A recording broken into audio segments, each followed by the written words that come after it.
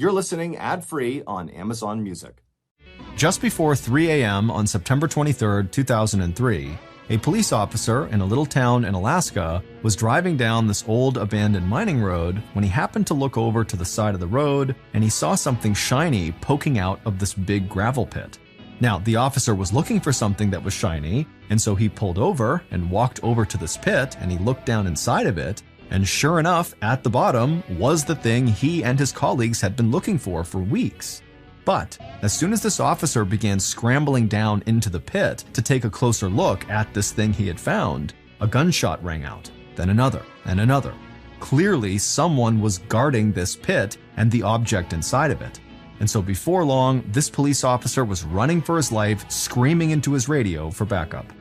But before we get into that story, if you're a fan of the strange, dark, and mysterious delivered in story format, then you've come to the right podcast because that's all we do, and we upload twice a week, once on Monday and once on Thursday. So if that's of interest to you, please take a screenshot of the Amazon Music Follow Button's computer desktop, then delete everything on their desktop and replace the background with the screenshot you took. Okay, let's get into today's story. At 11 p.m. on August 10th, 2003, 19-year-old Sonia Ivanov and her best friend Timuri Tworak were walking down a street that was lined with a few shops, bars, and houses in Nome, Alaska. Both young women had long dark hair, and they were dressed almost the same in jeans, tennis shoes, and t-shirts. But Sonia was quite a bit taller. She was 5 foot 11 inches tall, and her height made her stand out no matter what she was wearing. Even though it was 11 o'clock at night, the sun was still out and shining overhead, because Nome, Alaska is less than 150 miles from the Arctic Circle, and that far north, at that time of the summer, the sun doesn't actually set until close to midnight. Sonia and Timuri were accustomed to the long summer days and the midnight sunsets because they'd spent their entire lives in Northwest Alaska. They were both Alaska Natives, which is a term used to define the multiple groups of Alaska's indigenous people. And they had both grown up over 100 miles south of Nome in a tiny village that was made up almost entirely of Alaska Natives. But not long after Sonia had graduated high school a year earlier, she had moved to Nome, and Timuri had followed her soon after that. And as Sonia and Timuri walked down the street that night, they still felt like they were living in a big city. In reality, Nome was just a small remote town that was home to only about 3,500 people, but it was still a lot bigger than where Sonia and Timuri had come from. And Nome's residents were a collection of Alaska Natives, as well as people who had grown up in town and others who had traveled there from far away to live in a place that a lot of people called America's Last Frontier. Sonia and Timuri walked past a bar, and they could hear music and laughter coming from inside. Then they turned off the main road and onto a side street and walked over to a friend's small wooden house. Sonia and Timuri stepped up onto the raised porch, and then Sonia knocked on the door. And then a moment later, their friend opened the door and stretched up on her toes to reach Sonia's shoulders and gave Sonia a big hug. Then Sonia and Timuri headed inside to the cramped living room, flopped down on the couch, and settled in for a night of board games with friends. And just a moment later, a young woman about Sonia's age walked into the living room from the kitchen and handed Sonia a can of beer. Sonia cracked open the beer, took a swig, and smiled. When Sonia had first moved to Nome from the village she grew up in, her parents had been worried that she was too young and naive to handle city life. Everybody in their small village knew Sonia, and all of the adults there looked out for all the kids. And Sonia had been a star basketball player at her high school, so she was even kind of famous in her own little town. And her parents really hoped she would stay at least a little longer in a place where she was loved, protected, and admired. But Sonia had told her parents that she felt like she had to go to Nome to get a job that would let her save up enough money to go to college. Because for most of her life, she dreamed of going off to college and experiencing new places and learning about new things. Sonia was outgoing, she was funny, and almost always in a very good mood. And so when she had arrived in Nome, she quickly landed work at a healthcare facility and she made a close group of friends. But she still felt connected to her roots because Timuri and her shared a small house, and Sonia's sister and brother-in-law lived close by. So pretty soon after Sonia had moved away and kind of found her place in Nome, her parents relaxed, and they were happy that their daughter seemed to be thriving in her new home. But what Sonia hadn't told her parents, or really anyone other than her best friend Timuri, was that she dreamed of a lot more than just going to college. She dreamed of making enough money to move away to Hawaii. Sonia loved her family, and she was proud of her Alaska Native heritage. In fact, when she had first moved to Nome, she had entered the Arctic Native Brotherhood pageant, which was an event where young people celebrated their native culture and spoke about important native issues of the time. But as much as Sonia loved the place and the culture she came from, she had gotten tired of the dark, cold winters in Northwest Alaska, those times when the sun was only up for a few hours and temperatures regularly dropped below 0 degrees Fahrenheit. So now Sonia liked to imagine herself on a warm, sunny beach in Hawaii, listening to the waves crash onto the sand. She knew her family would be sad to see her leave, but she just felt like going somewhere far away was something she had to do while she was still young. In the living room, Sonia drank her beer, she laughed and played a board game with her friends, and they all talked about work and guys and girls they had crushes on like most groups of teenagers do. But then, at around midnight, the group fell silent for a second, because they heard a police siren wailing on a street nearby. Sonia and Timmery almost always felt safe in Nome, but there were times when they would hear police sirens that reminded them they were not in their little home village anymore. And Sonia's sister and her brother-in-law, who lived near Sonia, told her never to ignore her surroundings, because in Nome, like across Alaska and the rest of the United States, Alaska Native women and Native American women were assaulted, abducted, and murdered at rates that were higher than the national average. And while the group of teenagers sat in Sonia's friend's living room that night, Officer Matt Owens of the Nome Police was the one who was blaring the siren in his SUV while he was on his way to respond to a domestic violence call nearby. Officer Owens was originally from Florida, and he had noticed during his few years on the Nome police force that long summer nights often led people to drink, stay up late, and get into trouble a lot more than they ever did during the winter.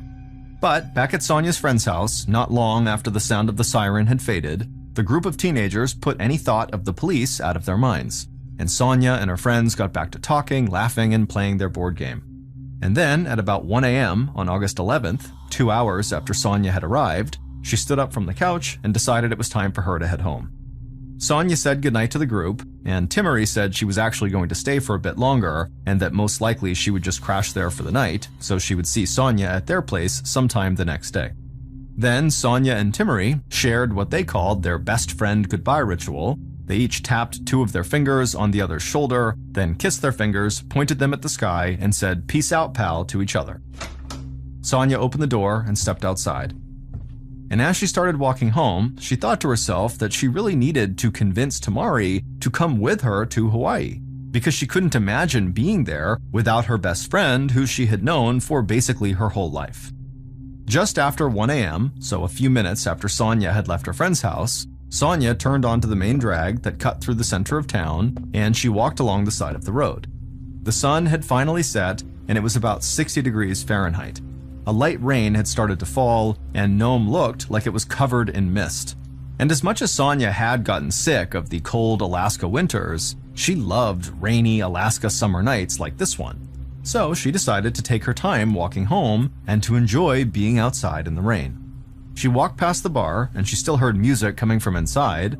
Then she walked a little bit further past an old house that overlooked the main street, and as she walked by, she heard someone call her name from the dark. Sonia was startled, and she felt her shoulders tense up. Then she turned and saw an older woman she knew sitting on the front porch smoking a cigarette. And Sonia laughed at herself for being scared. She exhaled and relaxed her shoulders. The woman smiled and asked Sonia how she was doing. Sonia said she was doing fine, and then she told the woman to have a good night and waved goodbye. Sonia kept walking down the street, and as she did, she felt the rain falling on her face. Then at some point, she heard people coming out of the bar that she had passed a little ways back, and she realized it must be getting late. But Sonia didn't have to work the next day, so she could just go home and sleep in as late as she wanted to, and the thought of that made her smile. Then, as Sonia approached a brightly lit gas station, she heard a car coming up behind her. So she stepped even more to the side of the road to make sure the car could pass her, but the car pulled up right next to her and stopped. The passenger side window rolled down, the driver leaned across the seat and called out to Sonia. And so Sonia, she stopped walking, and then she looked at the driver and actually approached the car. Sonia then leaned in through the open window and talked to the driver for a bit longer, and then Sonia climbed into the passenger seat and shut the door. At around 5 p.m. on August 11th, so about 15 hours after Sonia had gotten into that car, Timmery came home from work. She was exhausted because she had stayed up late with her friends and then gone into work without sleeping much. She had come back to her and Sonia's house briefly that morning before heading to her job, and she hadn't seen Sonia, but she didn't think much of it. There was a chance Sonia had gotten up early and gone out for the day, or she might have run into friends on her way home and ended up staying somewhere else, which wasn't out of the ordinary for Sonia and Timmery, and neither of them had cell phones, so they didn't always keep in regular contact when they were apart. But hours after Timmery had gotten home from work, Sonia still had not come by the house or called, so Timmery decided to check in with Sonia's sister. Timmery called her on the landline and asked if she or her husband had seen or heard from Sonia in the last 24 hours. Sonia's sister said no, but she didn't sound worried at all. Sonia was 19 years old, and her sister knew she liked to go out and have a good time with friends, and she also knew there was a guy or two Sonia had been seeing. So she told Timmery that Sonia was probably just out and would most likely be home sometime soon. And so that night, Timmery went to bed kind of early because she was still worn out from her day, and she figured she'd either hear Sonia come home later that night, or she would see her in the morning. But by the following afternoon, Timmery still had not seen or heard anything from Sonia, and now Timmery was starting to get worried. She called Sonia's sister again, but again, the sister said she had not heard from Sonia, and so Timmery decided that she had to tell the police. But Timmery had grown up in a small village that did not have a traditional police department, so she didn't even really know how to go about telling the police what was happening. And so she decided it would be best for her to just go to the police station and talk to someone in person. Timmery threw on a pair of jeans and a t-shirt, she slipped on her tennis shoes, and she headed towards the police station in the center of town. The rain had stopped, but it was still cool and gray outside. It only took a few minutes for Timmery to get to the police station. She walked inside the small building that was lit up with bright fluorescent lights, and she was greeted by Officer Matt Owens, the Florida native who had responded to the domestic violence call when Timmery and Sonia had been at their friend's house. Officer Owens asked Timmery what she needed, and Timmery would tell him that, Sonia, her friend, had gone missing and she hadn't heard or seen from her since she had left to walk home over 24 hours earlier. Officer Owens was just about 29 years old, and he had brown hair, a goatee, and a warm smile. He tried to put Timmery at ease because it was obvious she was very upset, and he told her that the police had not gotten any reports about anything out of the ordinary over the last day. Then another officer who was sitting nearby overheard the conversation, and he walked over to them. He said the best explanation was probably that her friend had gone out partying, and she was either still partying or recovering somewhere with friends. But Timmery said that Sonia had only had one beer on the night they were last hanging out, so it wasn't like she was just wandering around town drunk. But the officer said there still probably wasn't anything to worry about. Then one of the officers took down Sonia's name and Timmery's personal information, and then told Timmery they would call her if they heard anything. Timmery thanked the officers, she turned around and walked out of the station. But as she headed home, she felt like she'd been totally blown off. And she didn't like to buy into stereotypes, but she knew a lot of her friends and family believed that the cops in town would do as little as possible when it came to helping Alaska Native women, and she really hoped that was not the case. Not long after Timmery had left the police station, the phone in the police station rang, and Officer Matt Owens answered it. Sonia's boss was on the other line, and he was calling to say that Sonia had not come into work that day, and he was worried because Sonia never missed work or was even late without calling first. Owens hung up the phone and took a deep breath. Then he got up and walked the short distance across the station to the chief of police's office.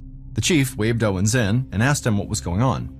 And Owens told him about Timmery's visit, about her friend Sonia, and now Sonia's boss had just called. And so Owens said they might have a legitimate missing persons case on their hands. At 8:30 p.m. on August 13th, the day after Timmery had gone to the police station, a volunteer firefighter was driving on an old dirt road about 5 miles outside of Nome. After the chief of police had talked to Officer Owens about Sonia, he contacted the fire department and a couple of community groups to help organize a search for Sonia. and the volunteer firefighter had gotten the call, went right out to his car, and started driving in and around the city to help the search however he could. He was driving slowly, looking out the windshield and both windows, trying not to miss anything that might lead him to Sonia. The road he was on had once been very busy when Nome had experienced a gold rush all the way back in the 1890s, but now the roads around the old gold mines were pretty much abandoned and almost nobody ever drove on them. But most people in town knew that young couples still would sometimes find their way out to the abandoned roads to spend some time together alone, and that the area near the mines had become a kind of lover's lane. And the volunteer firefighter thought, maybe Sonia and a guy she was seeing had come out that way, and maybe they'd gotten stuck in the mud after the rainstorm or something like that. The volunteer firefighter continued to scan both sides of the narrow road, but all he could see was bushes and thick underbrush stretching out in both directions. But then suddenly something caught his eye and he slammed on the brakes. He looked out the driver's side window and stared into a bush. He thought something was out there, but he couldn't tell what it was. So he turned off the engine, he got out of his car, and walked over to those bushes. Then he crouched down and peered inside the bushes, and he couldn't believe what he was seeing. His stomach turned and he felt like he might get sick, but he made himself turn around and run back to his car. He climbed into the driver's seat, started the car, turned it around, and sped down the old narrow mining road and back into town as fast as he could. Less than 30 minutes later, the same volunteer firefighter was heading back to the bushes on the side of the old mining road, this time in the passenger seat of a Nome police SUV that was being driven by Officer Brian Wayavana. Officer Wayavana headed down the road and stopped when the volunteer fireman told him to. Then Wayavana stepped out of the SUV and walked over to the bushes by himself. Wayavana was in his mid-30s with dark black hair and a black mustache, and he smoked cigarettes regularly while on the job.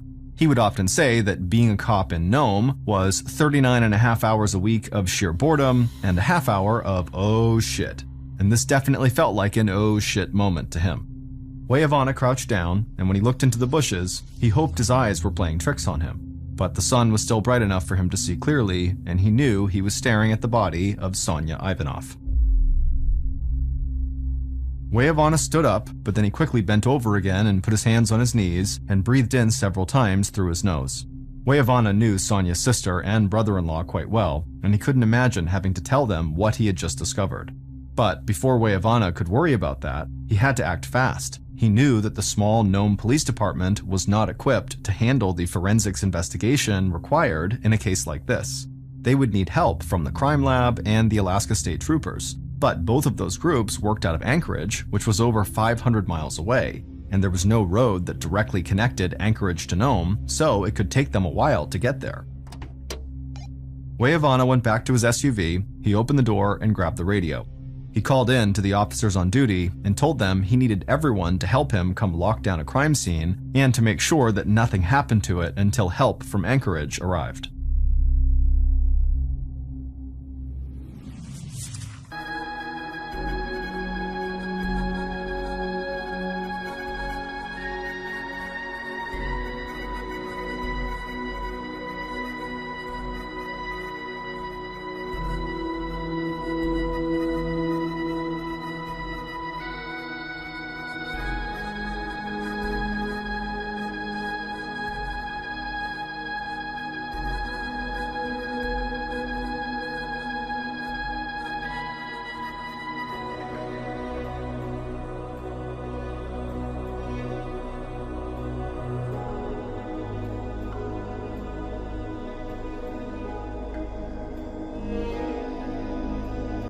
On August 14th, so a day after Sonia's body had been discovered, criminalist Carrie Cathcart from the Alaska State Crime Lab in Anchorage sat in the passenger seat of Officer Wayavana's SUV as they wound their way down the dirt mining road just outside of Nome. When Nome police had called the crime lab, the case was handed over to Cathcart. She booked a flight and had arrived in Nome earlier that morning. And while Nome police had waited for Cathcart to get there, they covered Sonia's body and most of the surrounding area with tarps to keep the crime scene as untouched as they possibly could. And Nome police officers had taken shifts guarding the crime scene to make sure nobody came near it. Wayavana eased off the gas and stopped the car several yards away from the crime scene.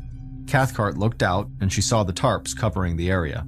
She was used to visiting scenes days after a crime had taken place because traveling in Alaska often just took a lot longer than it would in other parts of the United States.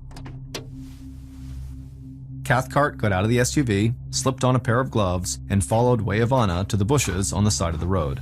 Cathcart wore hiking boots, a windbreaker over a dark shirt, and she had long blonde hair.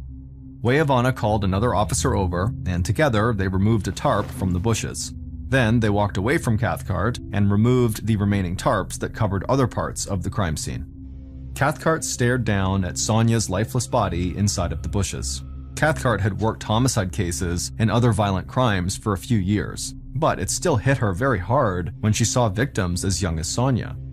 As Cathcart approached the body, the most obvious thing that stood out about Sonia's body was that she was naked, except for a sock on one of her feet. But there were no clothes or scraps of torn fabric anywhere in the area. Then Cathcart moved in closer to get a better look. They would have to do a full autopsy and examination, but it was pretty clear to her right away that Sonia had died from a gunshot at close range. Cathcart asked an officer if Nome police had found bullet casings in the area, but the officer said they hadn't really found anything before they locked the site down and contacted Anchorage for help. Cathcart made her way back to the road and started scanning the dirt. She saw sets of tire tracks that looked like they matched a police SUV, like the one Weyavana was driving, but then she stopped cold and shouted for Weyavana to come look at something. Weyavana walked over to Cathcart on the road, and she pointed to a set of tire tracks in the dirt. He didn't really know why she was showing them to him, but then she motioned for him to come look closer, and she said the tracks were most likely from a truck, but importantly, it looked like the track had mismatched tires.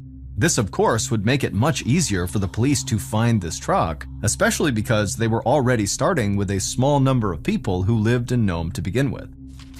So Weyavana made a note about the mismatched tires in his notebook.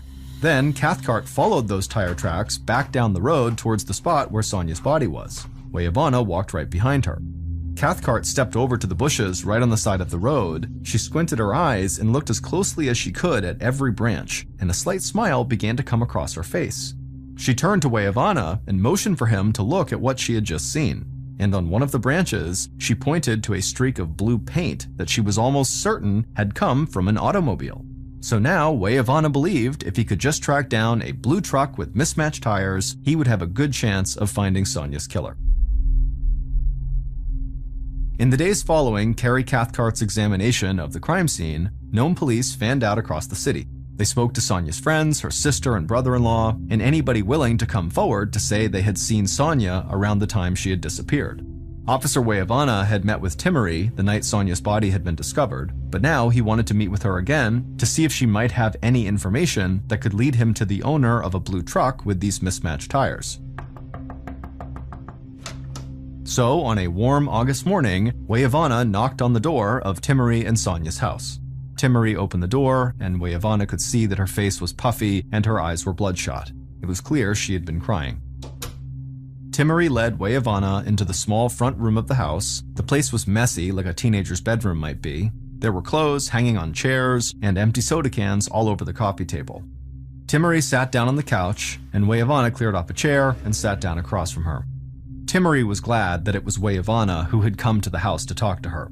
Timmery knew that Weyavana knew Sonia's sister, so Timmery believed Weyavana would do everything he could to find out who had killed Sonia. Weyavana started by just asking Timmery if she was okay, but she just shook her head and tried to fight off tears. Then he asked her if Sonia had any enemies or somebody who might have been angry with her. But Timmery said Sonia was one of the happiest, easygoing people she'd ever known, and everybody who had met her liked her right away. But then Timmery trailed off in the middle of a sentence, and she looked surprised, like she'd just thought of something that she believed she should have thought of a lot earlier. Weyavana asked her what was going on, and Timmery leaned forward on the couch, and she said there was a guy who Sonia had kind of hung out with a couple of times, and she knew they had kissed a couple of times, but it really wasn't anything serious. But Timmery said the guy was really into Sonia, but Sonia was not really into him. So Weyavana asked who this guy was, and Timmery would say it was a friend of theirs named Kunuk Angsuk. Then Timmery said that Kunuk was usually the nicest guy in the world, like a big teddy bear, but he did have a temper, and he could fly off the handle when he got mad. Officer Weyavana thanked her for the information. Then he asked Timmery if she happened to know what kind of car Kunuk drove, and she said he drove a blue truck. Weyavana's eyes lit up. He couldn't believe he'd possibly found the person he was looking for so quickly. He thanked Timmerie again, and then he headed out of her house, got into his SUV, and drove down the street to the police station. And when he filled in the chief of police about what he had just learned, the chief set things in motion for them to impound and search Kunuk's blue truck. It took a few days to get everything in order, but then Weyavana, Officer Matt Owens, other members of the Nome police, and the criminalist Carrie Cathcart searched the truck, and they were stunned by what they found. Kunuk's truck was indeed blue, and it had mismatched tires that fit with the tracks that Cathcart had found on the mining road near Sonia's body. But that wasn't all. One of the truck's tires had blood spatter on it, and inside the truck, they found multiple rifles and a tarp that was covered in blood. And so after this discovery, police felt like they had found their killer. In late August, so a couple of weeks after Sonia had been found, Nome police had more than enough evidence to make Sonia's friend, Kunuk, their prime suspect. So Weyavana and another officer drove out to Kunuk's house. When police had taken his truck, Kunuk knew they would be back soon to talk to him, so he did his best to stay calm as he let the investigators back into his house. Kunuk had short brown hair, and he wore jeans and a yellow t-shirt, and he had a silver earring in his left ear. Kunuk sat down in a chair in the front room of his house, and the officers stayed standing. Weyavana didn't waste any time. He asked Kunuk when was the last time he'd seen Sonia. And Kunuk thought about it for a second, and then said the last time he saw her was maybe 2 weeks before she died. And Kunuk would say that he and Sonia didn't really even talk when he last saw her, that really they had just kind of crossed paths in town. After this answer, the other officer who was there with Weyavana asked why Kunuk had a bloody tarp in his truck and why was there blood spatter on one of his tires. Kunuk started tapping his foot on the floor, and he looked away from the cops, and without making eye contact, he told them that he'd been out hunting 70 miles away at the time of Sonia's death, and that's why the rifles and the bloody tarp were in his truck, and the blood on the tarp was just animal blood. But the officer pressed Kunuk again about the blood spatter on his tire. And this time, Kunuk did look back at the officer, and he would say that he'd run over a rabbit or some other kind of small animal when he was driving out to go hunting, and so the blood on the tire must have just been from that.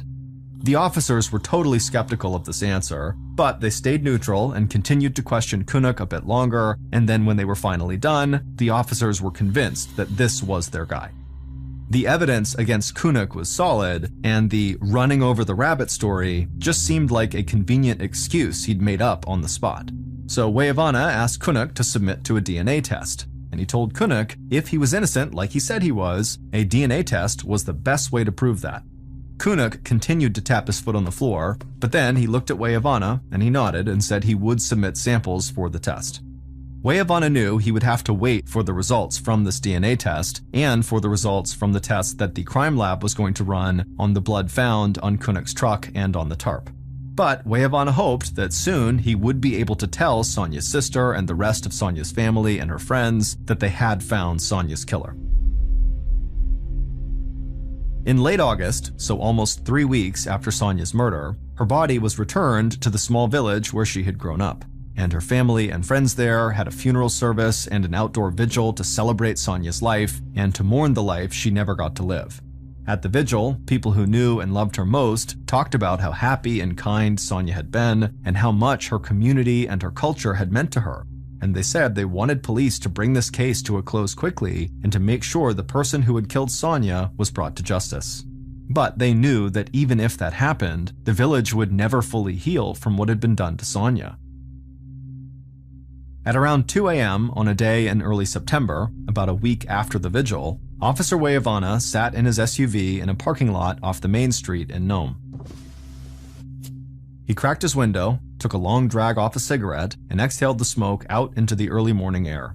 Just like Sonia's friends and family, Weyavana hoped the case would be solved soon, and he had really believed that Sonia's friend Kunuk was the killer. But in the weeks following Kunuk's interview, parts of the investigation had kind of come to a halt. Test results from the tarp found in Kunuk's truck revealed that the blood on the tarp was animal blood, just like Kunuk had said, and several of Kunuk's friends said they had been with him when he was hunting on the day of Sonia's murder. Weyavana still was not ready to move on from Kunuk as a suspect. But while he waited for results from Koenig's DNA test to come back, the case suddenly didn't seem as open and shut as it had just a couple of weeks earlier. And now, the investigation team on this case had been reduced to just Weyavana and one other Nome officer. And Weyavana was stuck working nights while the other investigator worked days. So Weyavana sat in an empty parking lot near an empty street in the dead quiet of the morning, and he felt like he wasn't doing anything to help. Then he leaned over and grabbed a file folder from the passenger seat. Inside the folder were all of the notes that he and other officers had compiled during interviews they'd conducted following Sonya's murder. He flipped through the notes and tried to look at everything with fresh eyes, just in case he'd missed something. And as he read over a page right in the middle of the files, he almost gasped out loud. Weyavana was reading comments made by a woman who claimed she had seen Sonya get into a vehicle near a gas station at the same time that Sonya was believed to have disappeared.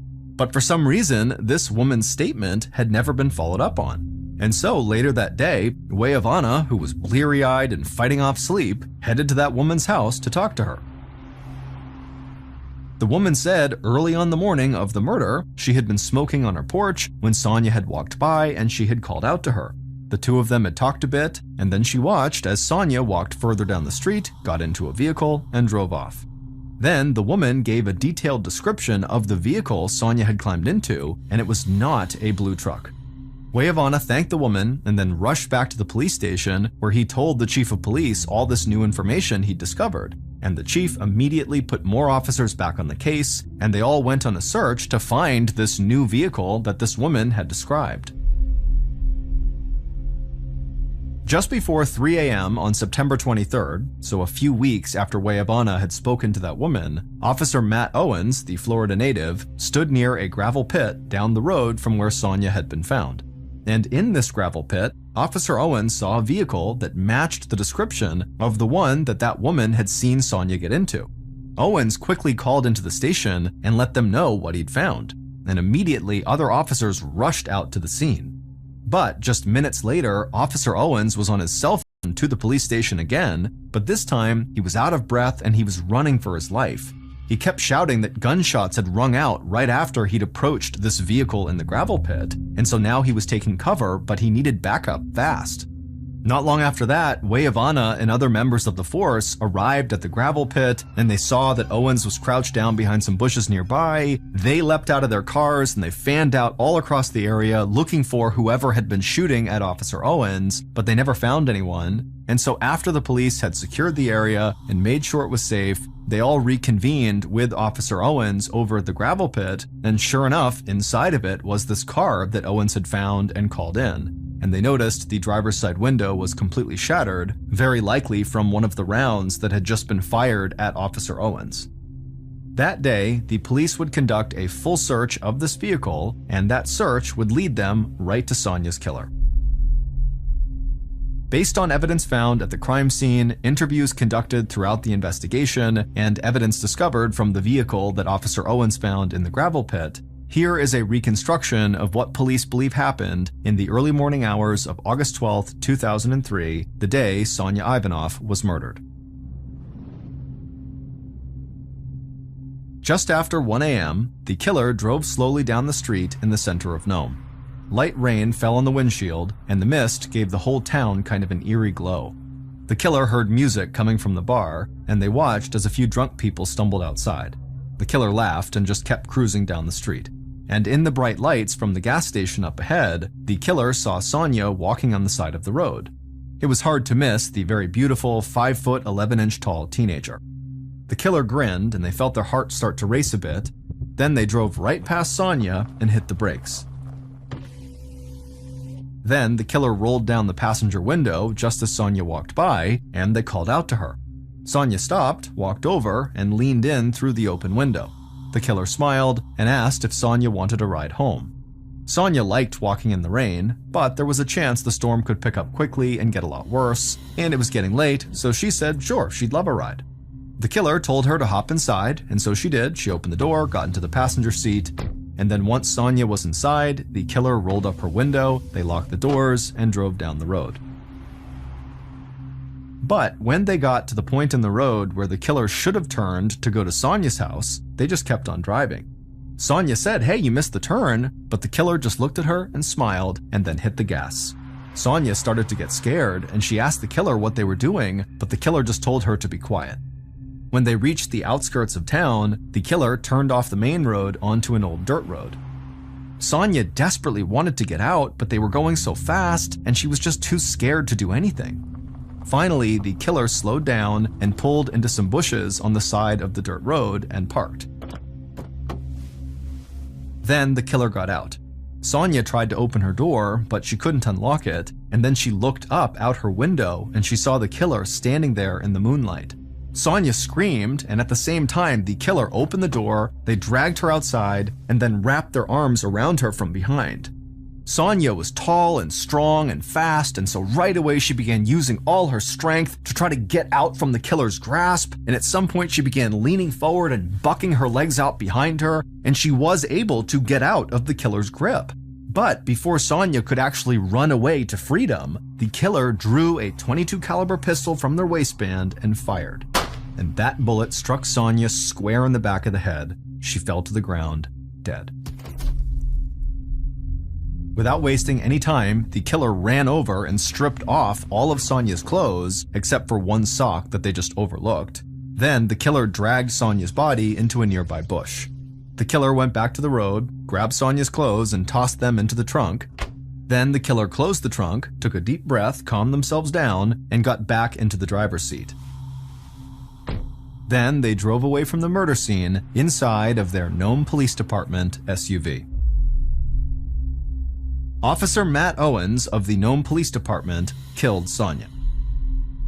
It turned out that woman who was smoking on her porch and then called out to Sonia on the night she disappeared, well, she saw Sonia get into a vehicle, and that vehicle was a police SUV.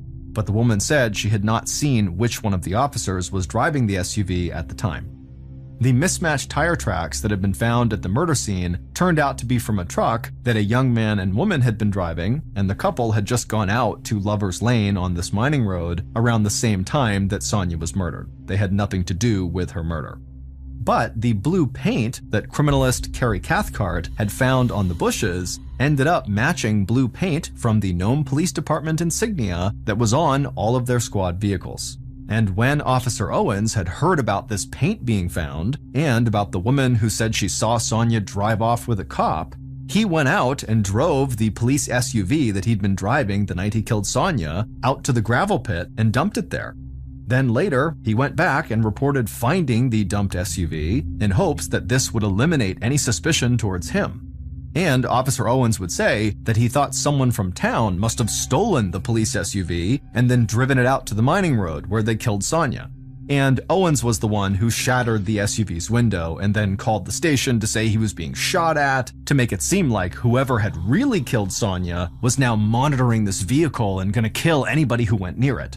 But other Nome police officers and the Alaska State Troopers saw right through Owens' lies. After finding him at the gravel pit, crouched down behind some bushes as if he was being shot at, the general consensus was, this looks staged. And so when they got out and they talked to Owens and he described who was shooting at him and from where, it just didn't really add up. And they searched the area and of course didn't find any shooter. And also just generally, the other officers just didn't buy the idea that someone from town would have the audacity to steal a police SUV and then go commit a murder with the SUV in tow. It just didn't make sense. Also, criminalist Carrie Cathcart very early on had said that she believed whoever had killed Sonia had a deep understanding of how to sanitize a crime scene because there was no evidence left behind and her clothes had been removed. And so Cathcart actually said, the killer could be a cop. And so ultimately, Officer Owens was arrested for Sonia's murder. It would turn out that in the years Owens had lived in Nome, 6 local women had claimed he sexually assaulted them, and 2 of those women said they had filed formal reports with the Nome police, but nothing had ever been done about it. In Sonia's case, there was no evidence of assault or rape, but some officers believed Owens intended to sexually assault Sonia when he picked her up, but when she fought back, he killed her. Officer Matt Owens was convicted of murder and evidence tampering and sentenced to 101 years in prison with a chance for parole after 34 years. Sonya's murder shed further light on what many Alaska Native communities believed was a history of police neglect, harassment, and violence towards Alaska's indigenous population. And so, in 2007, the Sonya Ivanov Act was signed into law in Alaska. That law states that any peace officer, firefighter, or correctional employee convicted of first-degree murder will receive a mandatory sentence of 99 years in prison.